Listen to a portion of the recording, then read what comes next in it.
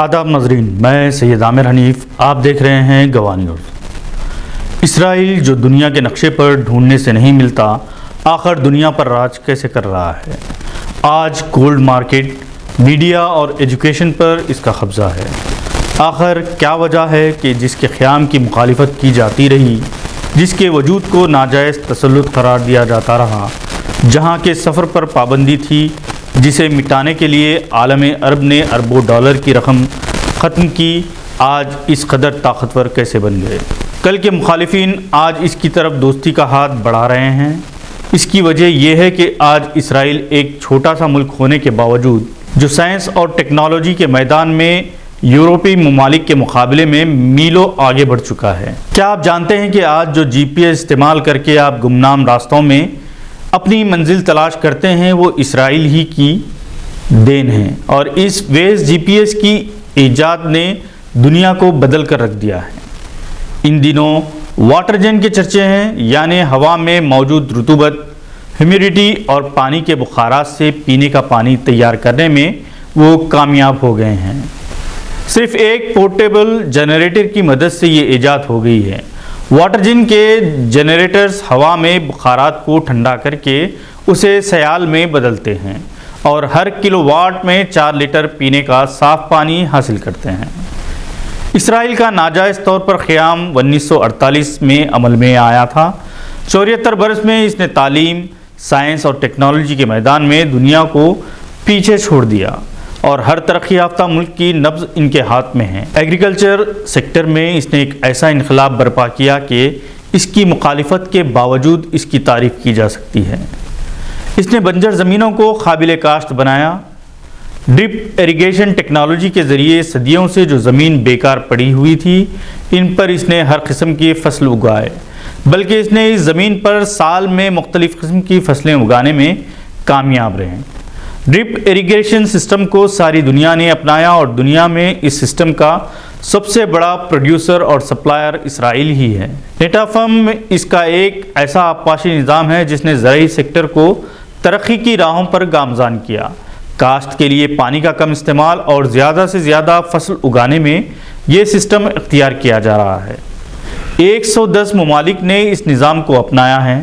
اسرائیل کی ایجاد سنیف فون جو بیماریوں کو سونگھتا ہے، یورپین کمیشن نے اسے سب سے بہترین ایجاد قرار دیا۔ یہ آلات سانس کے اتار چڑھاؤ اور ان سے پیدا ہونے والی اسمیل سے جسم کے مختلف حصوں میں موجود ٹیومرز کے اثرات کے علاوہ دیگر امراض کا پتہ چلاتا ہے۔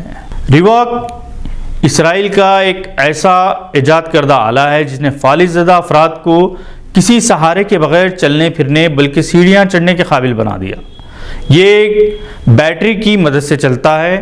ڈیٹا کے تحفظ، ان کی چوری سے بچانے کے لیے اس کا سافٹ ویئر فائر وال آج ساری دنیا میں استعمال کیا جا رہا ہے۔ کئی اہم کمپنیاں اسے حاصل کر رہی ہیں۔ اسرائیل کی ترقی کا راز اس کی تعلیم کے ساتھ ریسرچ اینڈ ڈیولپمنٹ ہے۔ 90 لاکھ آبادی والے ملک میں 1 لاکھ سے زیادہ نوجوان یونیورسٹیز میں زیر تعلیم ہیں، اور ان میں 50% سائنس اور ٹیکنالوجی میں پی ایچ ڈی کر رہے ہیں۔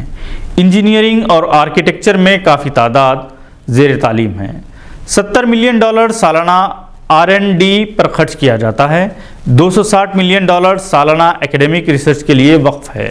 اسرائیلی طلباء کے 300 سے زیادہ فارن سائنسدانوں سے روابط ہیں۔ اسرائیل نے ہٹلر کے ظلم کے خلاف میڈیا کے ذریعے اپنی آواز اٹھائی تھی، فلموں اور ڈاکومنٹریز کے ذریعے ساری دنیا کی ہمدردی حاصل کی۔ آج میڈیا پر اس کا کنٹرول ہے، بلکہ دنیا کی ٹاپ فلم کمپنیاں، TV channel, social media platforms اسی کے ہیں۔ جس قدر جھوٹا پروپیگنڈا کرنے میں اسرائیل کامیاب رہا ہے، کوئی اس کا مقابلہ نہیں کر سکتا۔ اسرائیل میں 10 مختلف زبانوں میں اخبارات اور میگزین شائع ہوتے ہیں، جبکہ اس کے اپنے ٹی وی چینلز کی تعداد بھی کچھ کم نہیں ہے۔ Star T V, Walt Disney company اس کی ہے۔ روپورٹ موڈاگ اسٹار گروپ کا مالک ہے، جس نے ساری دنیا میں اپنا نیٹ ورک پھیلا دیا ہے۔ ہندوستان کے کئی ٹی وی چینلز اسی کے ہیں، اور ٹی وی پروگرامز کے ذریعے نفرت، تشدد، بے حیائی کو عام کرنے اسرائیلی موڈاگ کا بڑا رول رہا ہے۔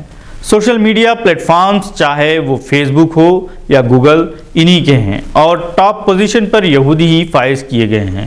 اسرائیل کی دفاعی طاقت چھوٹا ملک ہونے کے باوجود غیر معمولی ہے۔ 17 سے 49 سال تک کی عمر کے 30 لاکھ مرد و خواتین نے ملٹری سروس کے لیے دستیاب ہے اور اتنی تعداد میں کسی بھی وقت اسرائیلی فوج سے وابستہ ہو سکتے ہیں۔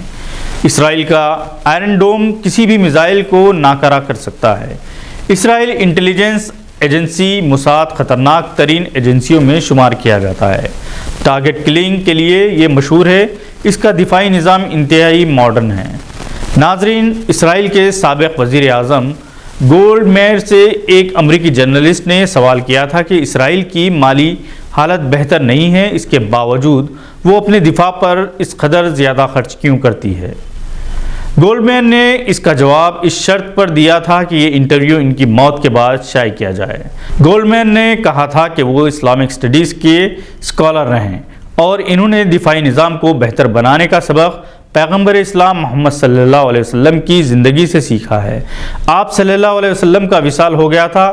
اس وقت آپ صلی اللہ علیہ وسلم کے گھر میں چراغ میں تیل نہیں تھا، مگر دیوار پر 9 تلواریں لٹک رہی تھی۔ اسرائیل نے اسلام سے سیکھا اور اسلام اور مسلمانوں کو مٹانے کے لیے اپنی توانائی صرف کر دی۔ ایک چھوٹا سا ملک، مٹھی بھر لوگ، ساری دنیا پر ان کا قبضہ۔ دنیا کا ہر بڑا عہدیدار، چاہے کسی ملک کا صدر ہو یا وزیر اعظم، ان کی تائید کا محتاج ہے۔ کیسے اپنی منصوبہ بندی، اتحاد اور اتفاق سے انہوں نے یہ مقام حاصل کیا، اس کے مقابلے میں ہماری تعداد کتنی ہے خود ہمیں اندازہ نہیں۔ دولت اور وسائل بے پناہ ہیں، مگر آپسی رساکشی اور ماضی کی عظمتوں میں کھو کر ہم نے نہ حال کو سنوارا ہے، نہ مستقبل کے تعمیر کی فکر کی۔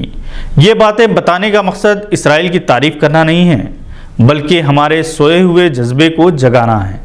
ہم کب تک جذباتی باتوں میں الجھے رہیں گے؟ تعلیم کے میدان میں کب تک پیچھے رہیں گے؟ بار بار ہم مسلم سائنسدانوں کا حوالہ دیتے ہیں، فخریہ طور پر کہتے ہیں کہ ہر ایجاد ہمارے سائنسدانوں نے کی ہے، مگر ایمانداری سے گریبان میں جھانک کر دیکھنے کی ضرورت ہے۔ خود سے سوال کریں، گزشتہ 500 برس میں ہم نے کون سی ایسی چیز ایجاد کی؟ دنیا کے لیے ہمارا کیا کنٹریبیوشن ہے؟ آج کے بلیٹن میں بس اتنا ہی۔ مزید معلومات کے لیے پھر سے حاضر ہوں گے، تب تک کے لیے اجازت دیجیے۔ خدا حافظ۔